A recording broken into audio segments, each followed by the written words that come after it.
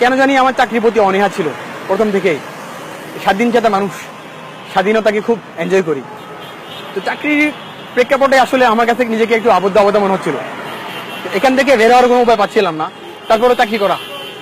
তো আমার সাথে একটা ছোট বন্ধু ছিল, আমার বয়সে আমার চেয়ে মোস্ট জুনিয়র। তো আমাকে বললো যে ভাইয়া একটা কাজ করেন, আপনার তো চা আমি খেয়েছি, কফি অনেক খেয়েছি, আপনি খুব ভালো চা মেক করেন, আপনি চা দিয়ে শুরু করতে পারেন। তো আমি বললাম যে আমি চা বানাবো, তোর কাছে কি মনে হয়, ফ্যামিলি কি বলবে? তো মানুষ আপনাকে অনেক কিছু বলবে, ব্যাপার না, আপনি শুরু করে দেন।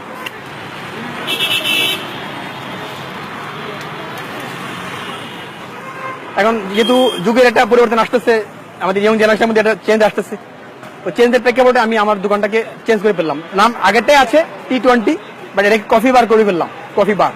তো আমি আমার ব্র্যান্ডটাকে ডেডিকেশন করলাম ক্রিকেটকে, যেহেতু আমাদের ইয়ং জেনারেশন ক্রিকেট নিয়ে খুব অনুমোদন আছে, আমাদের ক্রিকেট র্যাপিডলি আগাচ্ছে, ক্রিকেটের প্রতি বাংলাদেশের মানুষজন খুব যোগ বেশি। আমিও ডেডিকেশনটা ওই জন্য নামটাকে ওইভাবে করলাম T20 কফি বার। তো সো আলহামদুলিল্লাহ, আল্লাহ তাআলা শুকরিয়া, মানুষের অনেক রেসপন্স পাই।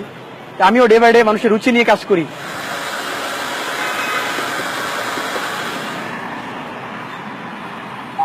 আমি আমার দেশে যারা আছে, আপামর যারা আছেন, স্টুডেন্ট যারা আছে, বা যারা ইয়ং জেনারেশন যারা আছে, যারা হতাশা যারা আছে, এদের কাছে আমার আকুতি, চাকরি পেলে আলহামদুলিল্লাহ চাকরি করলাম, ভালো চাকরি পেলে কোনো সমস্যা নাই।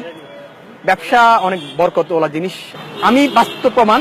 কেউ দেখতে, কারো যদি দেখতে মন চায় সেজন্য আমাকে এসে দেখে যান, ব্যবসাতে কি বরকত পাওয়া যায়।